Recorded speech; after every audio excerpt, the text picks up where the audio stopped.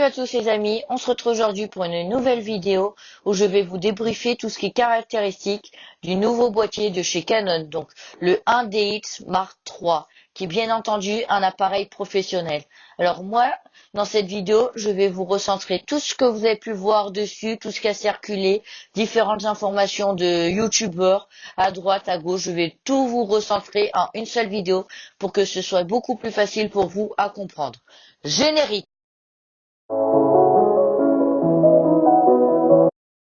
Pour commencer, cette caméra filme en 4K 60 fps avec un autofocus encore. Et par contre, si on commence à filmer en 5,5K RAW, vous perdez l'autofocus, mais ça vous permet de filmer pour la première fois avec un boîtier Canon. C'est la toute première fois que sur les boîtiers Canon, nous pourrons filmer en 5,5K. Donc je suis très heureux. C'est très bien pour les vidéastes, comme ils peuvent filmer en 5,5K. Et avant, ils pouvaient filmer qu'en 4K, maintenant on peut le faire. Je trouve ça super, moi, vraiment. Mais on perd l'autofocus, malheureusement. Donc je pense que la prochaine évolution que Canon fera sur cette caméra, c'est l'autofocus. Et juste pour info, cette caméra a été annoncée au CES 2020. Donc elle a été, par rapport au jour où je tourne cette vidéo, elle a été annoncée hier, le jeudi 9 janvier. Moi, j'attends le 10 janvier, le temps de regrouper toutes les informations que j'ai pu voir, les vidéos que j'ai pu voir. Donc voilà. Donc maintenant, passons en photo. Donc c'est un boîtier à 20,1 millions de pixels. Donc il a moins de pixels qu'un OSR avec la caméra laquelle je vous filme, mais il est très très bien quand même. Vous pouvez faire jusqu'à 1000 photos en rafale en 20 images secondes par visée écran, donc sur l'écran, et 16 images secondes en visée optique, donc c'est avec le viseur de la caméra.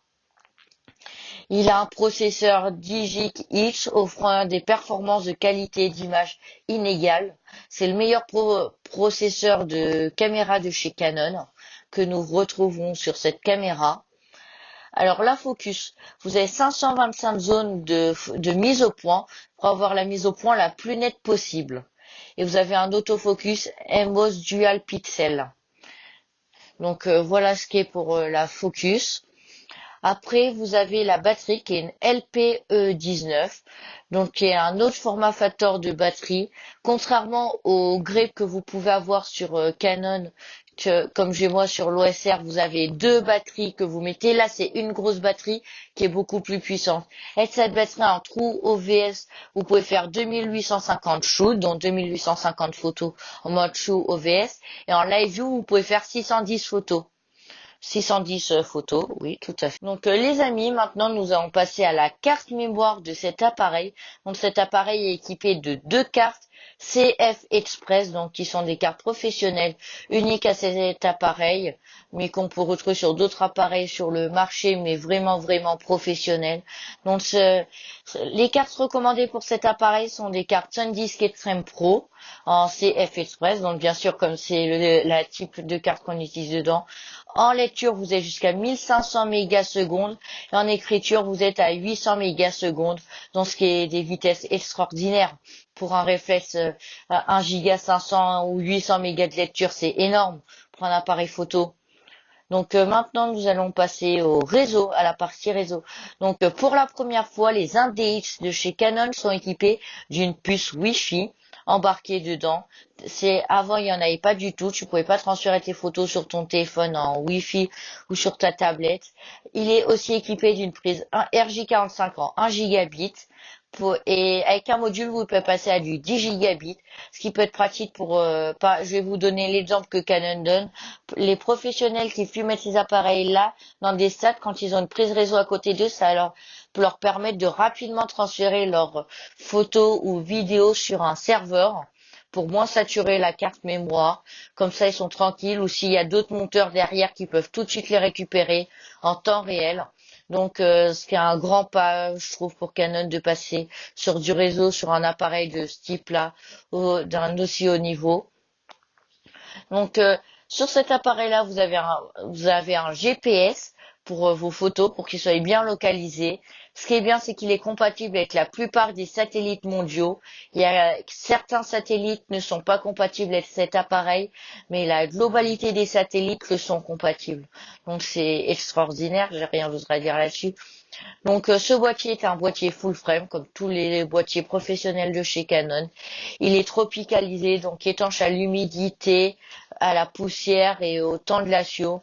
Comme un exemple, si vous mettez un objectif tropicalisé dessus, vous pouvez le tremper dans la neige, il résistera totalement. J'irai pas jusqu'à le tremper dans l'eau, il va pas résister, mais c'est bien pour la poussière, l'humidité ou des temps de neige, etc. Quand on est dans des pays glaciaux. C'est pas fait pour être trempé dans l'eau. Si vous voulez le tremper dans l'eau, il existe des caissons spéciales étanches pour faire de la photo sous-marine ou de la vidéo sous-marine avec des réflexes. Mais on peut pas le tremper comme ça sans protection, le réflexe. Donc le boîtier shoot en 4.2.2 10 bits, si vous voulez savoir. Je vous invite à aller vous renseigner plutôt sur Internet pour ça. Je vais pas vous expliquer moi là dans cette vidéo comme ça rentre vraiment dans des termes très compliqués. Je suis pas sûre. Je suis pas sûre que vous comprenez tous. Donc ceux qui veulent vraiment savoir, je vous conseille d'aller vous renseigner sur Internet. Désolée pour le micro tremblement. Ma caméraman a tapé son pied dans le trépied. Elle est vraiment désolée à ce que je vois derrière, mais c'est pas grave. Donc, bien sûr, ce boîtier est d'une utilisation professionnelle. Peut-être que des particuliers passionnés photo l'achèteront, mais c'est vrai, la globalité des particuliers se dirigeront plus vers, si on veut, des hybrides comme l'OSRP. L'OSR est un peu cher généralement pour des particuliers, comme un 6D, 7D, 8D, 50D, 60D de chez Canon. Il y a plein de boîtiers beaucoup mieux pour eux, comme le problème de l'index, comme c'est un boîtier professionnel, t'as que du réglage manuel, t'as rien d'automatique dessus à part l'autofocus, mais bon. Après, vous avez une stabilisation numérique du capteur dessus, donc pour avoir une meilleure image toujours plus nette, si votre objectif n'est pas stabilisé, ou même si votre objectif est stabilisé, ça vous permet d'avoir une double stabilisation si votre objectif est IS. Après, vous avez le Canon Log qui permet un meilleur étalonnage au montage. La vidéo est beaucoup mieux étalonnée grâce à ça au montage, grâce au Canon Log. Et donc maintenant, passez au prix. Accrochez bien vous. Les prix vont en faire tomber certains. Essayez de rester bien dans votre fauteuil, dans votre lit, dans votre canapé. Je sais pas où vous allez être. Le prix nu du boîtier annoncé par Canon en dollars est de 6 500 $. Boîtier nu. Le prix vendu en France, donc avec une carte mémoire, l'adaptateur pour vider la carte mémoire sur l'ordinateur et une sacoche, comme il n'est pas vendu nu, de 7 299,99 €. Donc c'est des prix super super chers. C'est pour ça que je vous dis qu'il est destiné à un milieu professionnel très très professionnel. Après vous avez le prix de la mémoire qui est aussi énorme, qui commence de 199,99 € à 811,99 € pour les cartes conseillées. Donc du 64 Go au 512 Go. Donc imaginez que vous mettez deux cartes de 512 Go en SanDisk Extreme Pro, vous en avez pour 1622 € de mémoire dans un appareil. C'est énorme. 1622 € de mémoire dans un appareil. Donc les amis, j'espère que cette vidéo vous aura plu. Je vous ai regroupé toutes les informations qu'on pouvait retrouver sur ce boîtier. Donc un maximum d'infos. J'espère que cette vidéo vous a plu. N'hésitez pas à vous abonner, à lâcher un gros pouce bleu dans la barre de description.